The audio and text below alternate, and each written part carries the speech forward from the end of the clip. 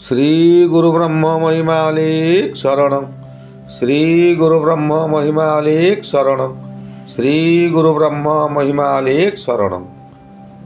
महिमा वास्तु सेवा YouTube channel तरफर आपण मानकु स्वागत जनाई आज आरंभ करने को जाऊँगी 6 नंबर काल सर्प जोग।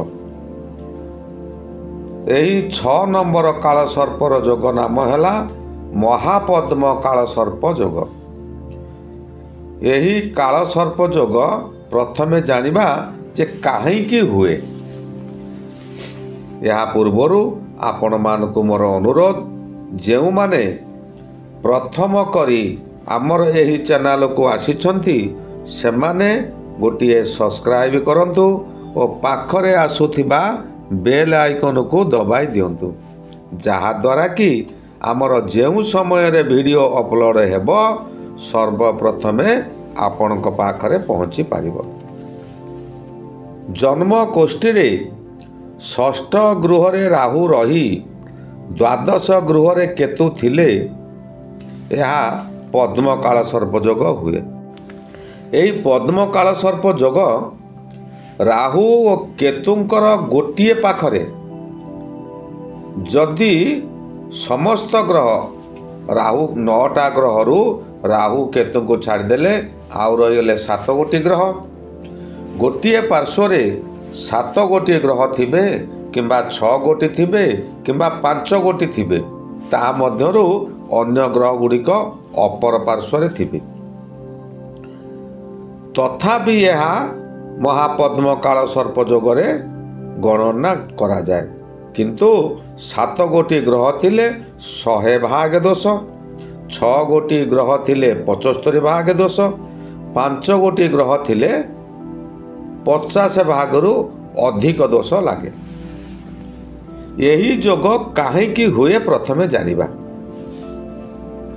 यही जोग हेबार कारण पूर्व जन्म रे आपण होंतु किंबा आपणकर परिवार वर्ग रे केही होंतु पितृपुरुष होंतु रजस्वला नारी सहित सहवास करती किंबा स्त्री दुरारोग रे पीड़ित थिबो उठी बसी पारु नथिबो तांको शरीर रे शक्ति नथिबो सेही समय रे जोर जबरदस्त तांको सहित रमण करिबा। आजिकालीर फैशन जुगरे स्त्री रजस्वला दिन स्वामी निज बिछणारे स्त्री सहित शयन करुछि। यही रजस्वलार 7 दिन मध्यरे जदि स्त्री सहित स्वामी शयन करे या द्वारा मध्य पद्म काल सर्प जोगर फल भोगंती। निजे पार्क होटेल रे बुलुथिबे किंतु अन्य मानकु से समालोचना करुथिबे। यही व्यक्ति माने प्रत्येक जन्म रे महापद्म काल सर्प जोगरे जन्म नियंती और कष्ट भोगंती। यही काल सर्प जोग फल लक्ष्मी छड़ा हो जाती बहु कष्ट रे भोगंती विभिन्न रोग तांको मारी बसे निजर चरित्र से केबे हेले ठीक रखी पारंती नाही अनीति कार्य रे अर्थ हानि करंती प्रायतः गुप्त रोग रे पीड़ित रही बहु जंत्रणा भोगी थांती निजर आत्मबल हराई बसंती शरीर रे रोग और शरीर दुर्बल रहिबा सकाशे प्रेम व्यापार रे विफलता प्रकाश हुए। एमानंक सहित जीवन साथी हेबार छलना करी मनुष्य को अन्य माने ठकी दियती बा प्रेमिक प्रेमिका माने ठकी थांती। यह द्वारा एमानंकर बहु व्यक्तिंकर विच्छेद मध्य हो जाए।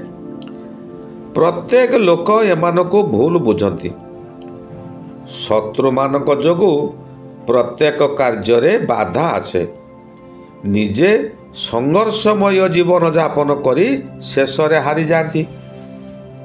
संपर्कीय मामू दादा माई एमाने सुजोग देखी ଉପକାର ପରିବର୍ତ୍ତେ ଆପଣଙ୍କର ଭାତ ହାଣ୍ଡିକୁ ଭାଙ୍ଗି ଦିଅନ୍ତି। ବନ୍ଧୁମାନେ ସାହାଯ୍ୟ ପରିବର୍ତ୍ତରେ ଆପଣଙ୍କ ଉପରେ ଦାଉ ସାଧନ୍ତି। ଗୁପ୍ତ ଶତ୍ରୁମାନେ ନିଜ ଲୋକଙ୍କୁ ହାତ କରି ଏମାନଙ୍କୁ ଖାଲରେ ପକାଇଥାନ୍ତି। ଏହି ସମୟରେ ଦ୍ୱାଦଶ ଭାବରେ କେତୁ ଅବସ୍ଥାନ କରିଥାନ୍ତି। ଦ୍ୱାଦଶ ସ୍ଥାନରେ କେତୁ ଅବସ୍ଥାନ କଲେ ମନୁଷ୍ୟକୁ ଅପବ୍ୟୟୀ ଓ ବଡ଼ ଖର୍ଚ୍ଚ କରି ବର୍ବାଦ କରିଦିଏ। କାରଣ ଦ୍ୱାଦଶ ଘର ହେଲା ଆମର ବ୍ୟୟ ଘର ଓ କେତୁ ହେଉଛି ଆଶାବାଦୀ ଗ୍ରହ। ସେ ବହୁତ ଉଚ୍ଚ ଆଶା ଦେଖାଇ ଆପଣଙ୍କୁ ବହୁ ଖର୍ଚ୍ଚାନ୍ତ କରାଇଦେବ। କିନ୍ତୁ କୌଣସି କାରଣରୁ ଆପଣ ପରିବାର ଛାଡ଼ି ବିଦେଶରେ ରହିବେ। ମନୁଷ୍ୟ ସର୍ବଦା ଶତ୍ରୁ ଉପରେ ଭରସା କରିଥାଏ। ମନୁଷ୍ୟର ପାଦରେ ଓ ମଳଦ୍ୱାରରେ ରୋଗ ଓ ଶରୀରରେ ଚର୍ମ ରୋଗ ହୋଇ ବହୁ କଷ୍ଟ ଭୋଗିଥାନ୍ତି। ମନୁଷ୍ୟ ଜୀବନରେ କଷ୍ଟ ଭୋଗି ହତାଶ ହୋଇପଡ଼ିଥାନ୍ତି। 45 ବର୍ଷ ବୟସ ସମୟରେ ସ୍ତ୍ରୀ ଛାଡ଼ି ଚାଲିଯାଆନ୍ତି କିମ୍ବା ମୃତ୍ୟୁ ହୋଇଥାଏ। ତଥାପି ଏହି ଲୋକ ଭୂତ ପ୍ରେତ ପୂଜା କରି ଲୋକମାନଙ୍କୁ ବହୁତ ଠକିବାରେ ଧୁରନ୍ଧର ଥାନ୍ତି। ରାହୁ ଯେଉଁ ସମୟରେ ଷଷ୍ଠରେ ଥାନ୍ତି, ଷଷ୍ଠରେ ରାହୁ ଥିବା ସମୟରେ ତାଙ୍କର ଦ୍ୱାଦଶ ଦୃଷ୍ଟି ପଞ୍ଚମକୁ ଦିଅନ୍ତି, ଦ୍ୱିତୀୟ ଦୃଷ୍ଟି ସପ୍ତମକୁ ଦିଅନ୍ତି, ପଞ୍ଚମ ଦୃଷ୍ଟି ଦ୍ୱିତୀୟକୁ ଦିଅନ୍ତି, ପଞ୍ଚମ ଦୃଷ୍ଟି ରାହୁ ଯେଉଁ ସମୟରେ ଷଷ୍ଠରେ ଥାନ୍ତି ତାଙ୍କର ଦ୍ୱିତୀୟ ଦୃଷ୍ଟି ପଞ୍ଚମକୁ ଓ ତାପରେ ସପ୍ତମକୁ ମଧ୍ୟ ଦୃଷ୍ଟି ଦିଅନ୍ତି, ଦ୍ୱାଦଶ ଘରକୁ ଦୃଷ୍ଟି ଦିଅନ୍ତି, ଦ୍ୱିତୀୟ ସ୍ଥାନକୁ ମଧ୍ୟ ଦୃଷ୍ଟି ତାଙ୍କର ଥାଏ। ତାଙ୍କ ଫଳକୁ ଅଲଗା ଅଲଗା ବାଟରେ ମଧ୍ୟ ଦେଇଥାନ୍ତି। କେଉଁ ଘରକୁ ଦୃଷ୍ଟି ରହିଲେ କେଉଁ ଫଳ ମିଳେ ତାହା ମଧ୍ୟ ଅଲଗା ଅଲଗା। ଷଷ୍ଠରେ ରାହୁ ଥିବା ସମୟରେ ଦ୍ୱିତୀୟ ଭାବକୁ ନବମ ଦୃଷ୍ଟି ଦେଇଥାନ୍ତି। ଦ୍ୱିତୀୟ ଭାବ ହେଲା ନିଜର କୁଟୁମ୍ବ। ଏଣୁ କୁଟୁମ୍ବ ଠାରୁ ବହୁ ଯନ୍ତ୍ରଣା ପାଇଥାନ୍ତି। 8 ବର୍ଷ କିମ୍ବା 14 ବର୍ଷ ସମୟରେ ମନୁଷ୍ୟର ଜଳ ଭୟ ଥାଏ। ଏହି ଜଳ ଭୟ ନିମୋନିଆ ଓ ଟାଇଫଏଡ୍ କଫ ରୋଗ ମଧ୍ୟ ହୋଇଥାଏ କିମ୍ବା ସେହି ରୋଗରେ ପଡ଼ି ମୃତ୍ୟୁବତ ପୀଡ଼ା ଭୋଗିଥାନ୍ତି। ପଞ୍ଚମ ଭାବକୁ ଦୃଷ୍ଟି ଥିବାରୁ ସନ୍ତାନ କରେ। ମନୁଷ୍ୟ କର୍ମ ଓ ଭାଗ୍ୟହୀନ ହୁଏ, କିନ୍ତୁ ରାଜକର୍ମଚାରୀଙ୍କ ଦ୍ୱାରା କିଛି ଉନ୍ନତି ହୋଇଥାଏ। ଏମାନେ ଯେତେ ମନ ଦେଇ ପାଠ ପଢ଼ିଲେ ମନରେ ରହେ ନାହିଁ, ସବୁ ସମୟରେ ବାହାରେ ଘୁରି ବୁଲନ୍ତି। ସପ୍ତମ ଭାବକୁ ଦୃଷ୍ଟି ଥିବାରୁ ଅତ୍ୟଧିକ କାମ ଉତ୍ତେଜନାରେ ପାଗଳ ପରି ହୁଅନ୍ତି। ନିଜ ଜିଦିରେ ଅଟଳ ରହି ଅତି ଆଡ଼ମ୍ବରରେ ଚଳିବା ଦ୍ୱାରା ସଞ୍ଚିତ ଅର୍ଥମାନ ଏମାନଙ୍କର ଖର୍ଚ୍ଚ ହୋଇଯାଇଥାଏ। ଯେଉଁ ସମୟରେ ରାହୁ ଦଶା ପଡ଼େ ସେ ସମୟରେ ଏମାନଙ୍କର ସ୍ତ୍ରୀ ମରିଯାଆନ୍ତି ଓ ନିଜେ ଯୌନ ଯାତନା ଭୋଗିଥାନ୍ତି। ଦଶମ ଭାବକୁ ଦୃଷ୍ଟି ଥିବାରୁ ମନୁଷ୍ୟର ବାଲ୍ୟ ଅବସ୍ଥାରେ ତାଙ୍କର ପିତାଙ୍କର ମୃତ୍ୟୁ ହୋଇଯାଇଥାଏ। ଯେଉଁମାନେ ବ୍ୟବସାୟ କରୁଛନ୍ତି ତାଙ୍କର ବ୍ୟବସାୟରେ ଅଚାନକ କ୍ଷତି ହୋଇଯାଏ। ମନୁଷ୍ୟ ସମସ୍ତ କାର୍ଯ୍ୟରେ ବିଫଳତା ପାଇଥାଏ। ଦ୍ୱାଦଶ ସ୍ଥାନକୁ ମଧ୍ୟ ଦ୍ୱାଦଶ ସ୍ଥାନକୁ ଦୃଷ୍ଟି ଥିବାରୁ ବ୍ୟକ୍ତି ଅତି କୃପଣ ହୋଇଥାନ୍ତି। ଦାନ ଧର୍ମରେ ବାଧ୍ୟ ହୋଇ କିଛି ଦାନ କରନ୍ତି। ଏମାନେ କେତେବେଳେ ଶଯ୍ୟା ସୁଖରେ ଶାନ୍ତି ପାଇନଥାନ୍ତି। ଅତ୍ୟନ୍ତ କାମୁକ ହୋଇ ପରଦାରା ଗମନ କରି ବହୁ ଅର୍ଥ ବ୍ୟୟ କରିବାକୁ ଯୋଜନା କରନ୍ତି, କିନ୍ତୁ କୃପଣ ଥିବାରୁ ଗୋଟିଏ ଅର୍ଥ ବି କାହାକୁ ଦିଅନ୍ତି ନାହିଁ, ସେମାନଙ୍କୁ ମଧ୍ୟ ଠକି ଦିଅନ୍ତି। ବୟସ ହେଲା ବେଳକୁ ବଧିର କିମ୍ବା ବିଧୁର ହୋଇଯାଆନ୍ତି। ଏମାନଙ୍କ କାନକୁ ଆଉ କିଛି ଶୁଭିବ ନାହିଁ। ସ୍ତ୍ରୀ ମରିଯିବ, ବିଧୁର ମଧ୍ୟ ହୋଇଯାଆନ୍ତି। ଏମାନଙ୍କର କୁଳ ନାଶ ହୋଇଥାଏ। ବିଶେଷ କଥା ହେଲା ଯେ କାଳ ସର୍ପ ଯୋଗ ନଥାଇ ଯଦି ଷଷ୍ଠ ଭାବରେ ରାହୁ ରହିଥାନ୍ତି, ତେବେ ସେ ବ୍ୟକ୍ତି ବିଧର୍ମୀମାନଙ୍କ ଦ୍ୱାରା ଲାଭବାନ ହୋଇଥାନ୍ତି। ଏପରି ମନୁଷ୍ୟ ଶତ୍ରୁ ହନ୍ତା ହୋଇ ନିରୋଗ ରହିଥାନ୍ତି। ମନୁଷ୍ୟ ସାମ୍ନାରେ ଶତ୍ରୁମାନେ ଭୟରେ ଛିଡ଼ା ହୋଇପାରନ୍ତି ନାହିଁ, କାରଣ ଷଷ୍ଠ ଘର ହେଉଛି ଶତ୍ରୁ ଘର। ସେ ଘରେ ରାହୁ ରହିଲେ ନିଜେ ରାହୁ ପରି ହୋଇଯିବେ। କିନ୍ତୁ ମନୁଷ୍ୟର ଅଣ୍ଟା ଦରଜ ଥିବ, ସବୁବେଳେ ଅଣ୍ଟା ପୀଡ଼ା ଭୋଗିବେ, ସଦା ସର୍ବଦା କଷ୍ଟ ପାଇବେ। ଏମାନଙ୍କର ସର୍ବଦା ଅନିଷ୍ଟକାରୀ ପରାକ୍ରମ ଭରପୁର ଥାଏ। କିପରି କାହାର ଅନିଷ୍ଟ କରିବେ ସେ ଚିନ୍ତା ଏମାନଙ୍କ ମନରେ ସର୍ବଦା ଥାଏ। ଏମାନେ ଗମ୍ଭୀର ପ୍ରକୃତିର ଲୋକ, ସର୍ବଦା ନୀଚ ଲୋକମାନଙ୍କୁ ମିତ୍ରତା କରି ତାଙ୍କ ସହିତ ଭଲ ସମ୍ପର୍କ ରଖିଥାନ୍ତି। ଏମାନେ ଯେତେ ବଡ଼ କାର୍ଯ୍ୟ ହେଉ ଅତି ସହଜରେ କରିଦେଇ ପାରନ୍ତି। ମନୁଷ୍ୟ ରାଜତୁଲ୍ୟ ପ୍ରତିଷ୍ଠିତ ହୋଇଥାଏ।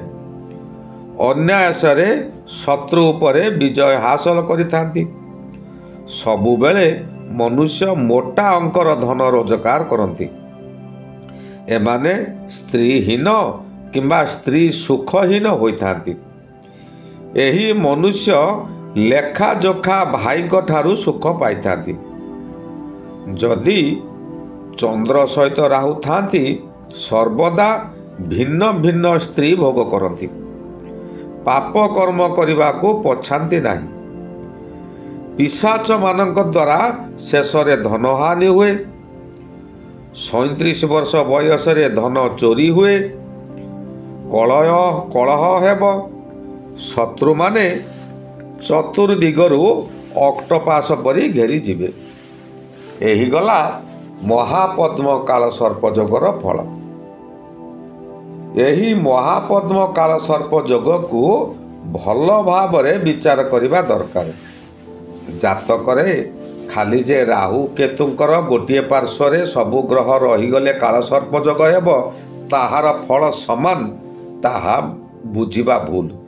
ରାହୁ କେଉଁ ଗୃହରେ ରହିଛନ୍ତି, ଷଷ୍ଠ ଘରଟି କେଉଁ ଘର, ସେଇ ଘରର ଅଧିପତି କିଏ, ସେ ଗ୍ରହ ସହିତ ରାହୁଙ୍କର ସମ୍ପର୍କ କ'ଣ, ତାହାକୁ ଭଲ ଭାବରେ ତନ୍ନ କରି ବିଚାର କରିବା ଉଚିତ। ଖାଲି ଏହିପରି କାହାକୁ କାଳ ସର୍ପ ଯୋଗ ଅଛି କହି ଭୟଭୀତ କରାଇବା ଉଚିତ ନୁହେଁ। ସାଧାରଣତଃ କାଳ ସର୍ପ ଏ ନାଁଟାକୁ ଯିଏ ଶୁଣିବ ସେ ଭୟଭୀତ ହୋଇଯିବ। ତେଣୁ କାହାକୁ ଭୟଭୀତ କରାଇବା ଉଚିତ ନୁହେଁ। ଭଲ ଭାବରେ ତନଖି କରି ଅତି ସରଳ ଉପାୟରେ ମଧ୍ୟ ଏହାର ପ୍ରତିକାର ମାନ ଅଛି। ସେହି ପ୍ରତିକାର ମାନ ବତାଇ ଦିଅନ୍ତୁ। ଆହୁରି ଗୋଟିଏ କଥା ମୁଁ ଏଇଟାରେ କହୁଛି, ମହିମା ଧର୍ମୀ ମାନେ ଗ୍ରହମଣ୍ଡଳକୁ ମାନନ୍ତି ନାହିଁ। ଯିଏ କହୁଛନ୍ତି ତାହା ସମ୍ପୂର୍ଣ୍ଣ ଭୁଲ କହୁଛନ୍ତି।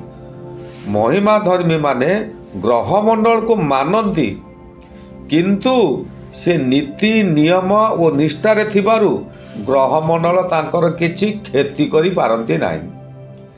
ଯେଉଁମାନେ ନୀତି ନିୟମରେ ସର୍ବଦା ଥିବେ ସେମାନଙ୍କର ଗ୍ରହ କ୍ଷତି କରିପାରନ୍ତି ନାହିଁ।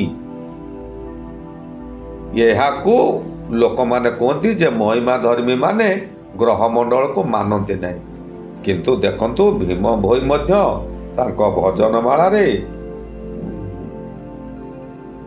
ତାଙ୍କର ଯେଉଁ ମହାନଙ୍ଗା ଗ୍ରନ୍ଥ ସେଥିରେ ମଧ୍ୟ ଲେଖିଛନ୍ତି ସେ 9 ଗ୍ରହ ମଧ୍ୟ ଅଛନ୍ତି, 9 ଗ୍ରହର ଫଳ ମଧ୍ୟ ଅଛନ୍ତି।